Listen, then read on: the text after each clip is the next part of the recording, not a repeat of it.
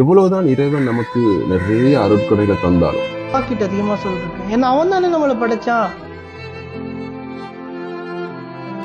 எவ்வளவுதான் இறைவன் நமக்கு நிறைய அருட்கொடைகளை தந்தாலும், நிறைய நியமனத்துகளை தந்தாலும், ஆரோக்கியத்தை தந்தாலும், பொதுவாக நாம இறைவன்கிட்ட சொல்றது எனக்கு ஒன்றும் இல்லை, நான் எவ்வளவுதான் செஞ்சாலும் எனக்கு ஒன்றும் கிடைக்கிறது இல்லை, நாங்க இப்படித்தான் அப்படின்னு நாமளே தாழ்த்தி கொள்ளக்கூடிய விடயத்தை நிறைய பேர் சொல்றாங்க.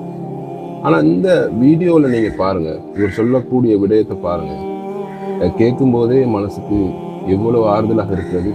கிட்ட அதிகமா சொல்லிருக்கேன். ஏன்னா அவன் தானே நம்மளை படைச்சான். பார்வை இல்லாம படைச்சது அவன் கிட்ட சொல்லிருக்கேன். எனக்கு கண் பார்வை இல்லாம நீ தான் படைச்ச, எனக்கு ஒரு வாழ்க்கை இருக்கு, என்ன நீ தான் பார்த்துக்கணும் அப்படின்னு அதிகமா துஆ செஞ்சிருக்கேன். அதுல விளைவுகள் தான் என் வாழ்க்கையில் மிக பெரிதாக தென்பட்டது.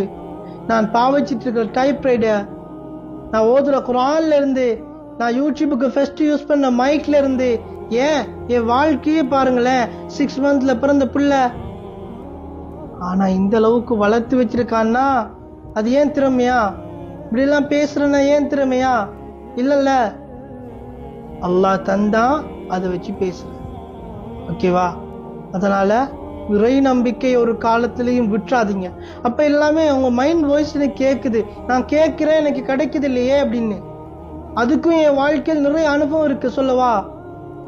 ஒரு விஷயம் கிடைக்கணுங்கிறதுக்காக எவ்வளவுலாம் அழணுமோ அவ்வளவுலாம் அழுத. ஒரு கண் பார்வையற்றவர் இன்னைக்கு இவ்வளவு பெரிய விடயத்தை சாதிச்சார் அப்படின்னு சொன்னா இதை விட பெரிய மோட்டிவேட்டான வீடியோ நீங்க எங்கேயுமே பார்த்துருக்க மாட்டீங்க.